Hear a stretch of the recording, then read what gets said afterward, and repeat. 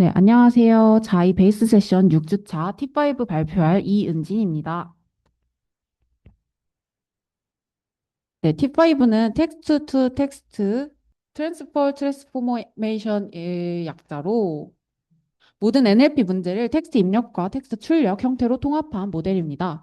이 논문은 단순히 새로운 모델 하나를 제안한 것이 아니라 전이학습에서 어떤 구조와 학습 방식으로 했을 때 실제로 효과적인지를 대규모 실험을 통해 체계적으로 분석했다는 점에서 의미가 큽니다.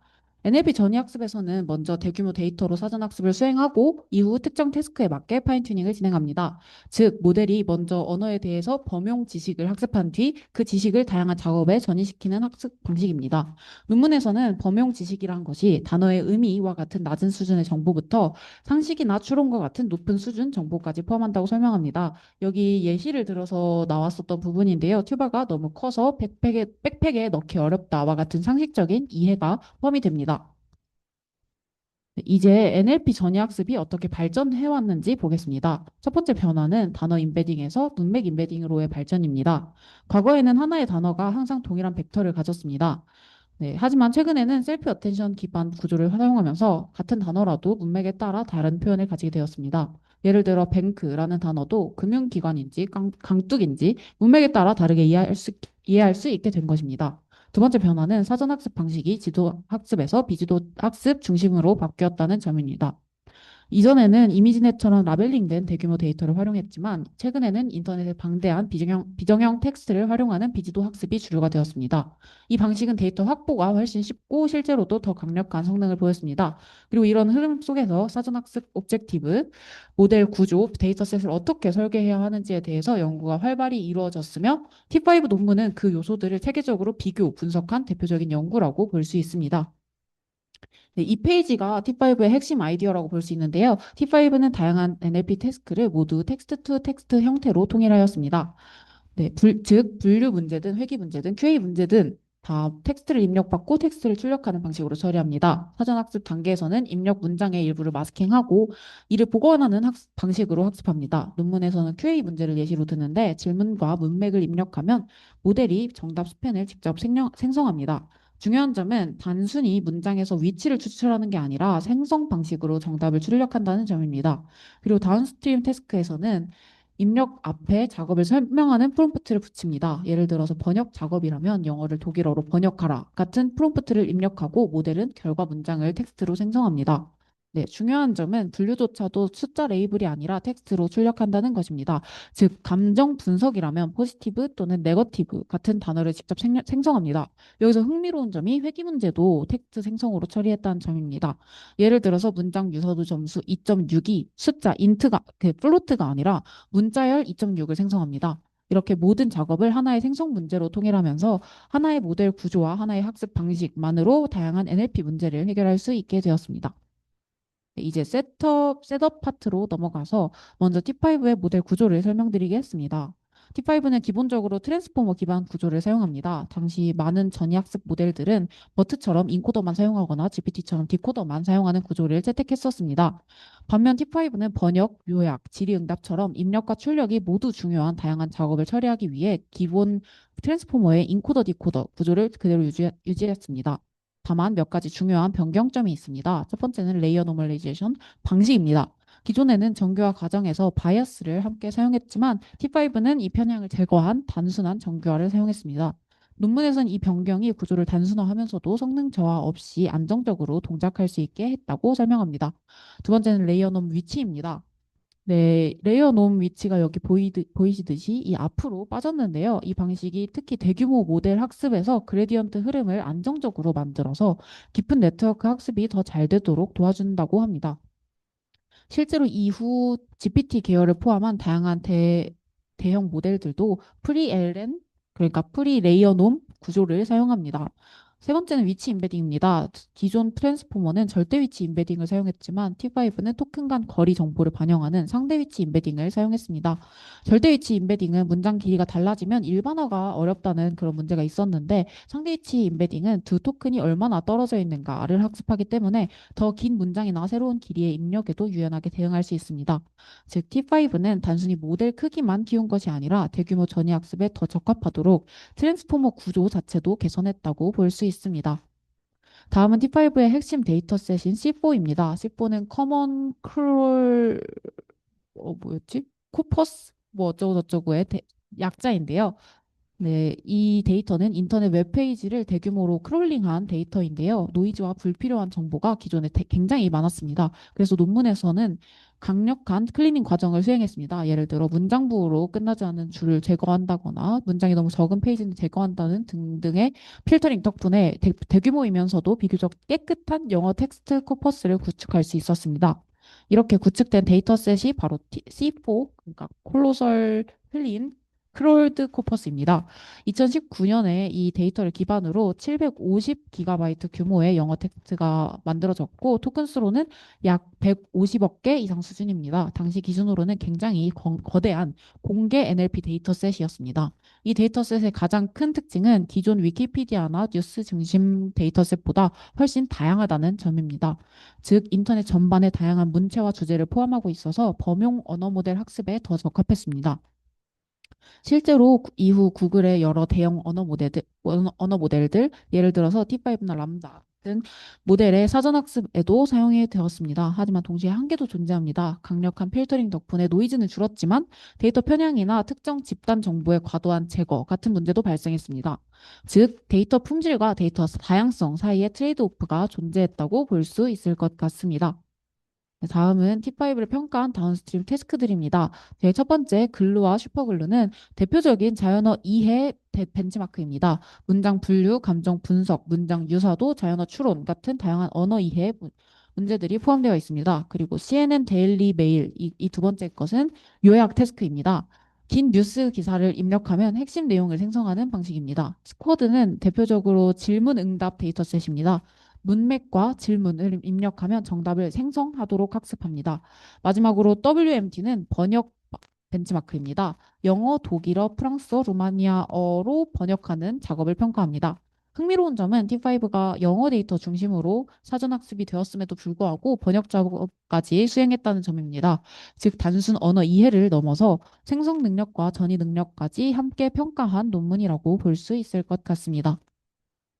네, 이 페이지가 네, 또 T5의 핵심적인 프레임워크인데요. T5의 핵심 아이디어가 모든 NLP 작업을 텍스트 입력에서 텍스트 출력 문제로 통일하는 것이라고 제가 말씀드렸잖아요.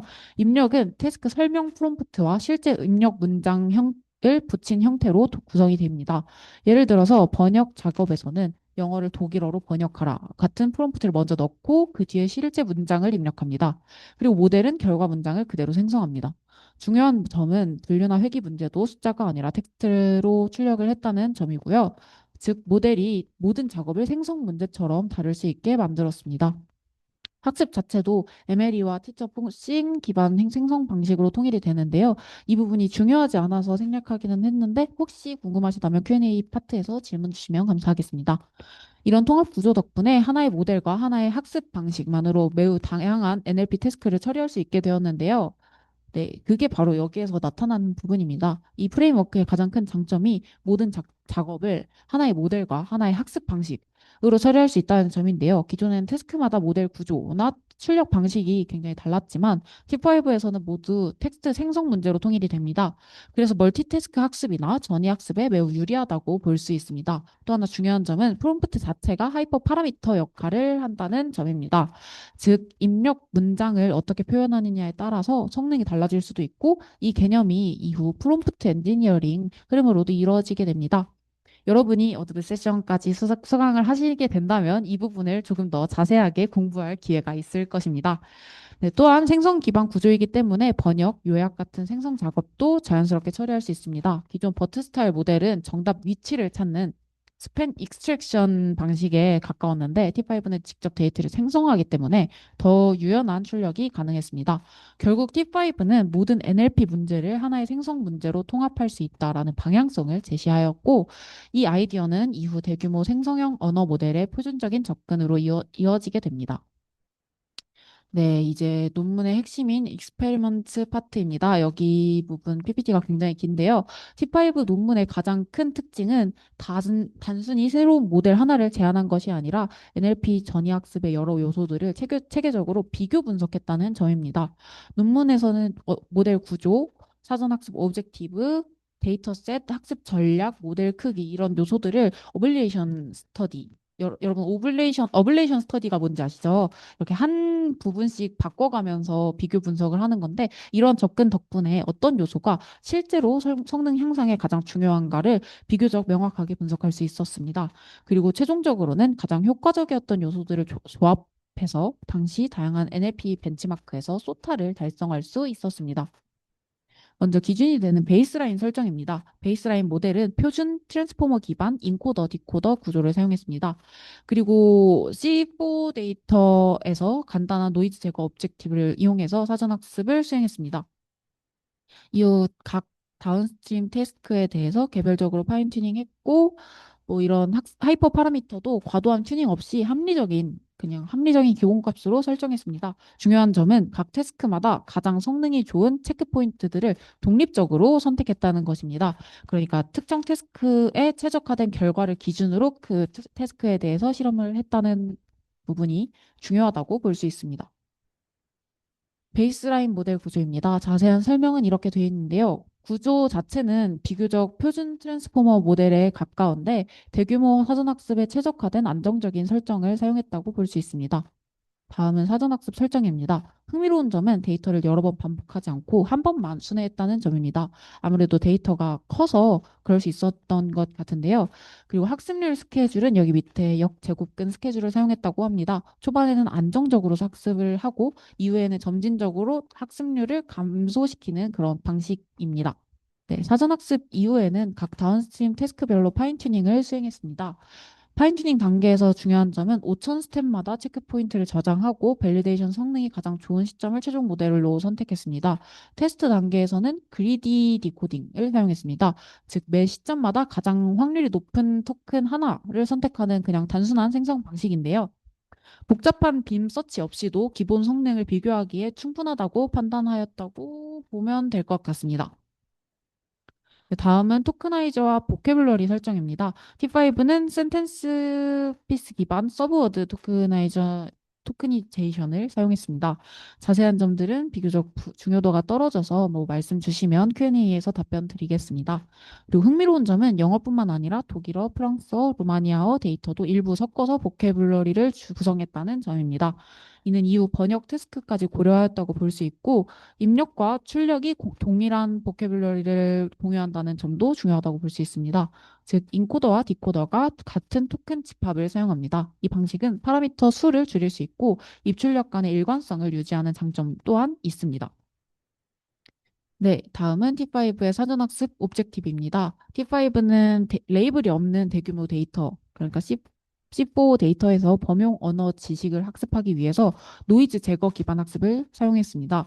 기존 GPT 스타일 모델은 다음 단어를 예측하는 랭귀지 모델, LM 모델 링 방식이 중심이었는데요. T5는 입력 일부를 손상시키고 그러니까 마스킹하고 이를 복원하는 디노이징 오브젝티브 방식을 사용했습니다.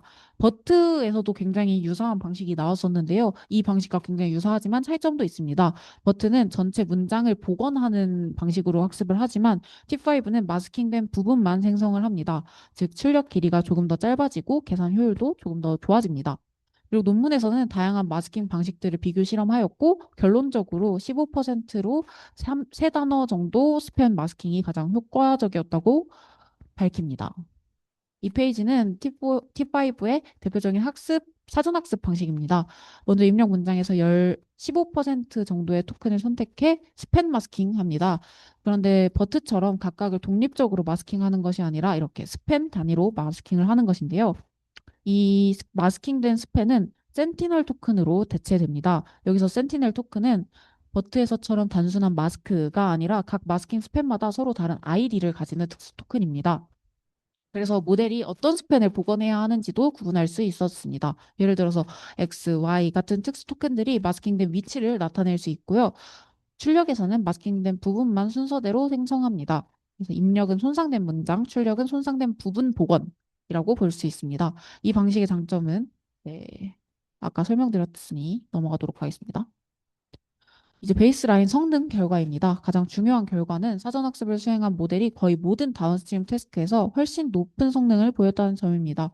예를 들어 스쿼드에서는 사전학습 없는 모델보다 큰 폭으로 성능이 향상되었습니다. 즉, 대규모 비지도 사전학습이 언어 이해와 생성 능력에 매우 중요하다는 것을 보여줍니다.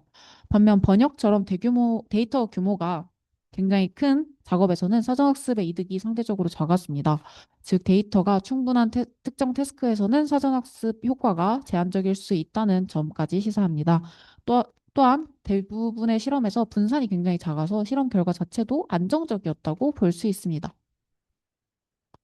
다음은 다양한 트랜스포머 구조를 비교하는 부분입니다. 논문에서는 이렇게 크게 세 가지 모델 구조를 비교하였는데요. 우선 마스킹 방식이 두 가지가 있습니다. 여기 이렇게 세 가지로 표현을 하지만 뭐 사실상 두 가지를 섞어서 보면 되는데요. 풀리 비저블은 말 그대로 다 보는 거, 그리고 캐주얼 마스킹은 이전 토큰까지만 참고할 수 있는 것입니다. 그리고 여기 캐주얼 with prefix는 입력 부분에서는 풀리 비저블 하고 출력 부분에서는 캐주얼한 그런 방식입니다. 네, 이 세 가지 모델들을 봤을 때 첫 번째는 T5에서 사용한 인코더 디코더 구조입니다. 인코더에서는 풀리 비저블 마스킹을 사용하고 디코더에서는 캐주얼 마스킹을 사용하는 구조입니다. 두 번째는 GPT 스타일의 디코더 올리 구조입니다. 디코더로만 이루어져 있으며 모든 토큰이 이전 토큰만 참고할 수 있는 캐주얼 마스킹 구조입니다. 세 번째는 프리픽스 LM입니다. 입력 부분은 풀리 비저블하게 사용하지만 생성 부분에서는 캐주얼 마스킹을 적용하는 방식인데요. 이거는 이 캐주얼 with prefix로 보시면 되는데 이 입력 부분, 인풋 부분에서 왼쪽은 다 보지만 오른쪽은 그 이전까지만 참고를 할 수 있게 되죠. 이 부분이 이렇게 이해를 하시면 될 것 같습니다. 네, 서로 다른 구조를 비교할 때는 공정한 기준이 필요하겠죠. 동등하다라는 것의 의미가 모호할 수 있습니다. 논문에서는 파라미터 수 또는 플롭스가 비슷하면 동등한 모델로 간주했습니다. 하지만 인코더 디코더 구조와 디코더 온리 구조는 직접 비교를 하는 것이 쉽지가 않습니다. 왜냐하면 이제 인코더 디코더는 레이어가 두 부분으로 나뉘잖아요. 그래서 파라미터 수와 계산량 관계가 굉장히 다르기 때문입니다. 즉, 단순히 레이어 개수만 맞춘다고 공정한 비교가 되는 것은 아닙니다. 그래서 논문에서는 계산량과 파라미터 수를 모두 고려해서 비교 실험을 설계했습니다. 논문에서는 다양한 구조 후보를 선정했는데요.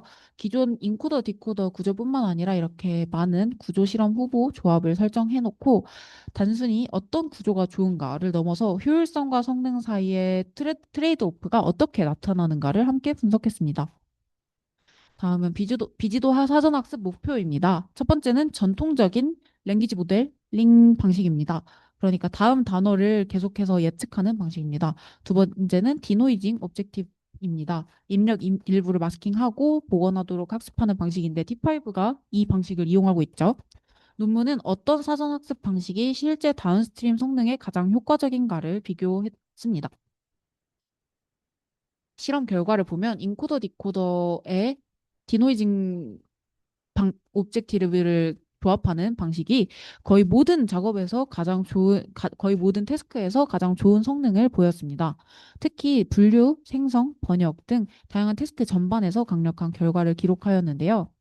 층수를 줄이면 성능 저하가 컸고 파라미터 공유는 비교적 효율적으로 성능을 유지했습니다. 그리고 가장 중요한 결과 중 하나가 디노이징 오브젝티브가 랭귀지 모델링보다 더 컨시스텐틀리하게 더 좋았다는 점입니다. 그러니까 단순히 넥스트 토큰을 예측하는 방식보다 더 강력한 일반화 능력을 제공했다고 볼 수 있습니다. 다양한 비지도 오브젝티브를 비교한 실험입니다. 먼저 프리픽스 LM은 앞부분 문맥을 보고 뒷부분을 생성하는 전통적인 랭귀지 모델링 방식입니다. 버트 스타일 오브젝티브는 일부 토큰을 마스킹하고 전체 시퀀스를 복원합니다.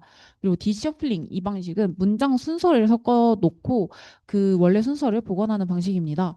실험 결과를 보면 버트 스타일 오브젝티브가 가장 안정적이고 강력한 성능을 보이는 것을 알 수 있죠. 그러니까 즉 단순한 오토 리그레시브 모델링 방식보다 복원 기반 학습이 더 효과적이었다는 것을 알 수 있습니다. 그러면 이제 버트 스타일 오브젝티브 안에서 그 변형 버전을 비교합니다. 기존 버트 방식 이외에도 MASS 스타일, 스팬 코렉션, 토큰 드랍 등등 되게 여러 가지 변형이 생겼는데요. 여기서 T5의 핵심 방식인 Replace Corrupted Spans 가 가장 좋은 성능을 보였습니다. 이 방식은 연속된 스팬을 센티널 토큰으로 치환하고 손상된 부분만 생성하는 방식이었는데요. 이는 계산 효율성과 표현학습 능력을 동시에 만족시킨 결과라고 볼 수 있습니다. 여기에서 코렉션 비율을 실험합니다.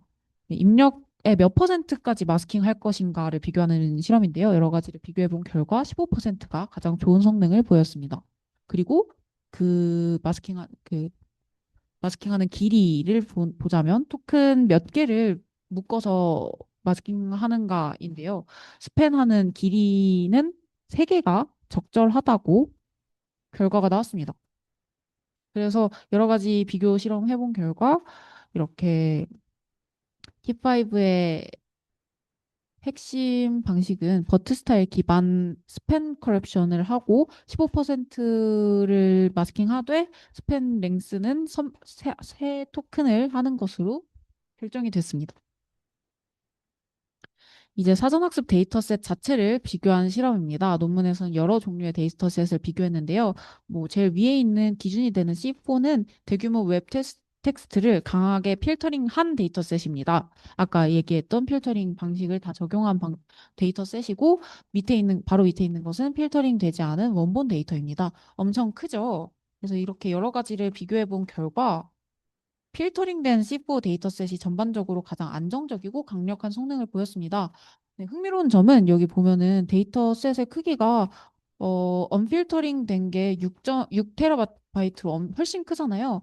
근데 이것보다도 오히려 성능이 괜찮은 것이 흥미로웠습니다. 단순히 데이터 양만 많은 것이 아니라 노이즈 제거와 데이터 품질 관리가 매우 중요하다는 것을 시사하는데요.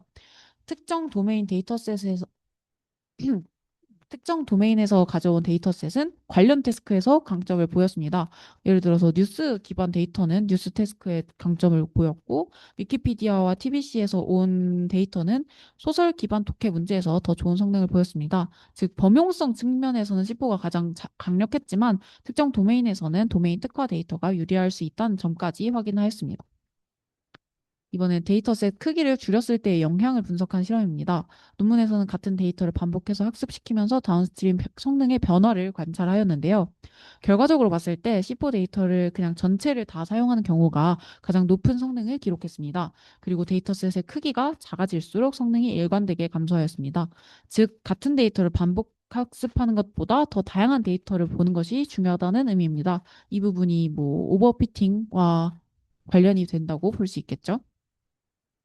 이 그래프는 방금 설명한 부분을 시각적으로 보여주는 그래프인데요. 네, 여기서 흥미로운 점은 작은 데이터셋일수록 트레이닝 로스가 더 빠르게 감소한다는 것입니다. 그러니까 작은 데이터셋일수록 모델이 더 쉽게 데이터를 암기한다는 부분입니다. 다음은 파인튜닝 전략 비교입니다. 가장 기본적인 방식은 모든 파라미터를 업데이트하는 풀 파인튜닝입니다. 하지만 논문에서는 파라미터 효율적인 방식도 함께 비교를 하였는데요. 첫 번째는 어댑터 레이어스 방식입니다. 그러니까 각 트랜스포머 블록 뒤에 작은 모듈을 추가하고 그 부분만 학습하는 추가로 파인튜닝하는 방식입니다. 그리고 두 번째는 gradual unbridging 방식인데요. 상위 레이어부터 점진적으로 학습 가능하게 언프리징을 하는 겁니다. 밑에 부분은 네, 프리징한 상태에서 점진적으로 학습 가능하게 만드는 방식인데 이런 방법들은 메모리 사용량과 저장 비용을 줄이는 장점이 있었습니다. 이걸 비교해 본 결과, 실험 결과를 보면 자원이 충분할 경우에는 풀 파인튜닝이 당연하게도 가장 좋은 성능을 보였는데요. 어댑터 방식도 내부 차원을 충분히 크게 설정하면 성능 저하가 그렇게 크지 않은 것을 볼 수 있습니다. 그러니까 적은 파라미터만 학습하면서도 꽤 높은 성능을 유지할 수 있었던 것입니다. 흥미로운 점은 이런 파라미터 에피션트 튜닝 방식이 이후 로라나 PEFT와 같은 이런 경량화 파인 튜닝 방식으로도 이루어졌다는 점입니다. 이 부분에 대해서도 여러분이 만약 어도비 세션 LLM 부분을 들어오신다면 더 자세하게 배울 수 있을 것입니다. 다음은 멀티태스크 학습입니다. T5의 중요한 방향성 중에 하나가 하나의 모델이 여러 NLP 작업을 동시에 학습하는 거잖아요. T5에서는 모든 작업이 텍스트 투 텍스트 형태이기 때문에 분류, 번역, 요약, 질의응답 등을 하나의 모델에서 함께 학습할 수 있었습니다. 이를 위해 각 태스크 데이터셋을 섞어서 학습했는데 이때 중요한 문제가 바로 데이터 비율입니다. 그러니까 어떤 태스크에 해당하는 데이터를 얼마나 자주 샘플링할 것인가가 전체 성능에 큰 영향을 주었습니다. 또한 비지도학 사전학습 옵젝티브도 지도 태스크와 함께 혼합할 수 있었습니다. 논문에서는 세 가지 믹싱 전략을 비교하였는데요. 첫 번째는 examples proportional mixing입니다. 예제 비례 혼합이라고 되어 있는데요. 각 데이터셋 크기에 비례해서 샘플링하는 방식입니다. 하지만 데이터가 너무 큰 태스크가 전체를 지배하지 않도록 최대 크기 제한인 K를 둡니다. 두 번째는 temperature scaled mixing입니다. temperature 파라미터를 이용해서 큰 데이터셋의 비중을 줄이고 작은 데이터셋의 비중을 조금 높입니다. T가 커질수록 균등 샘플링에 가까워지는데요. 세 번째는 이퀄 믹싱입니다. 모든 작업이 동일한 확률로 샘플링 되도록 하는 방식입니다. 즉 논문은 멀티태스크 학습에서 데이터 균형이 얼마나 중요한지를 이 실험을 통해서 분석하였는데요. 실험 결과를 보면 멀티태스크 학습은 대부분의 경우 사전학습을 거친 후 개별 파인튜닝을 한 방식보다 성능이 낮았습니다. 특히 이퀄 믹싱에서 성능 저하가 굉장히 컸는데요. 반면 예제 비례 혼합 방식은 적절한 K값을 사용할 경우에 가장 좋은 결과를 보였습니다. 논문에서는 멀티태스크 학습의 한계도 설명합니다. 여러 작업을 동시에 학습한다고 해서 항상 좋은 것은 아니고 데이터가 많은 태스크가 지나치게 큰 비중을 차지하는 경우 오히려 다른 태스크의 성능이 감소할 수 있잖아요. 이런 네거티브 트랜스퍼가 발생할 수 있다는 점을 지적하고 있습니다. 반대로 균등 혼합은 작은 태스크에는 과적합되고 큰 태스크에는 과소적합이 되는 문제가 있었습니다. 이 페이지가 실제 성능표를 보여주는 부분인데요. 전체적으로 보면 비지도 사전학습 후 개별 태스크를 파인튜닝하는 방식이 가장 좋은 성능을 기록했습니다. 즉 하나의 모델로도 모든 문제를 동시에 해결하려는 접근보다는 범용 사전학습을 한 후 태스크별로 파인튜닝을 하는 방식이 더 효과적이었다는 의미입니다.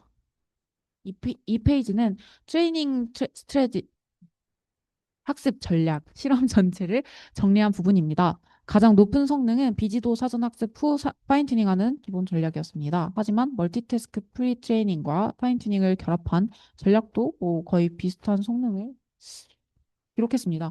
즉, 비지도 데이터의 중요성이 매우 크고 단순 지도 학습만으로는 범용성과 성능을 모두 얻기 어렵다는 그런 부분들을 보여줍니다. 또한 멀티태스크 학습만으로는 최고 성능을 내기 어렵다는 이전 실험에서도 나왔던 똑같은 이야기가 계속해서 나왔습니다.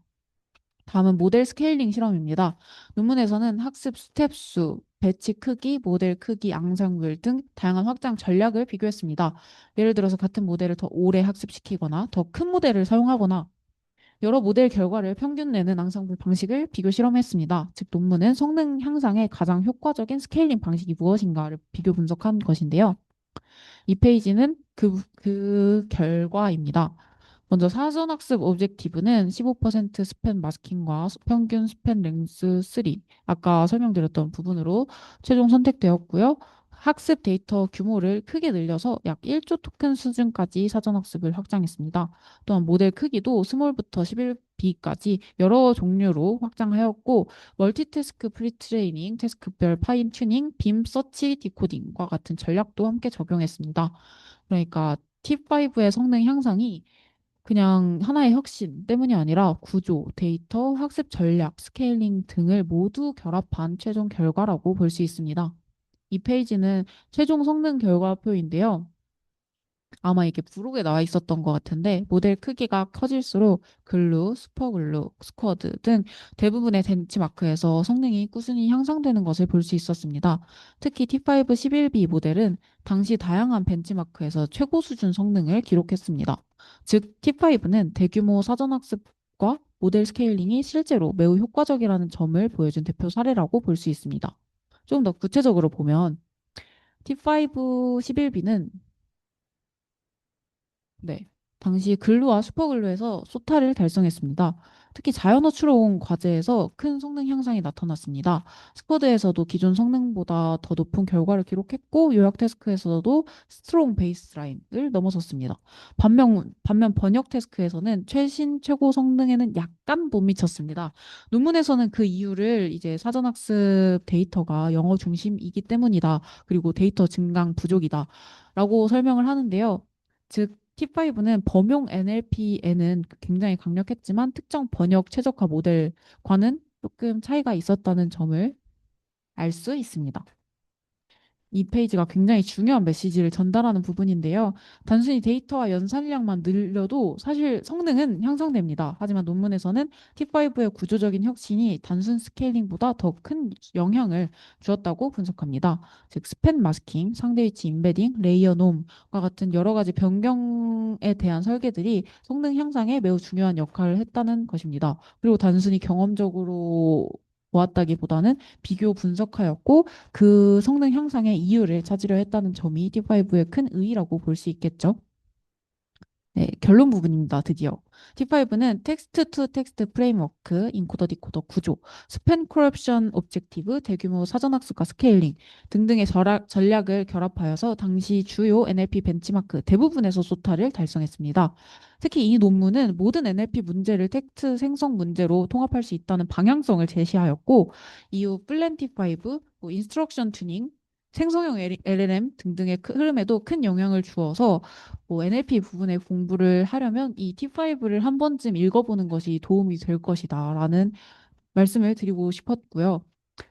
네, 마지막 리플렉션 결론 파트인데요. 논문에서는 같은 내용을 계속해서 부분하는 것 같아서 가장 큰은 아니고 추가적인 중요한 점은 이 논문이 단순히 성능만 높인 것이 아니라 실험 설정과 데이터셋, 데이터셋을 공유하고 코드까지 공개를 하면서 누구나 재현하고 확장할 수 있는 표준 프레임워크를 제시했다는 점이 굉장히 중요했다고 봅니다. 하지만 논문에서는 한계와 앞으로의 과제 등등도 함께 이야기를 하는데요. 우선 대규모 모델은 매우 높은 성능을 보이지만 막대한 연산과 전력 소비가 필요합니다. 그러니까 환경적인 비용과 현실적인 비용 문제가 존재합니다. 또한 앞으로 NLP 연구에서는 단순히 모델을 계속 키우는 것뿐만 아니라 더 작은 모델로도 강력한 성능을 내는 효율적인 방법, 더 정교한 지식 학습 방식, 그리고 영어 중심이 아닌 다국어 범용 모델 개발이 중요하다고 설명을 하였습니다. 실제로 이후 연구들도 효율적인 파인 튜닝, 인스트럭션 튜닝, 멀티랭규얼 모델 방향으로 발전을 하게 됩니다. 네, 이 페이지는 발표를 하면서 참고하였던 레퍼런스이고요. 이상으로 발표를 마치겠습니다. T5는 단순한 모델 하나를 넘어서 모든 NLP를 통합할 수 있다는 패러다임을 제시하였고 이후 생성형 모델 발전에 중요한 기반이 되었습니다. 네, 경청해 주셔서 감사합니다.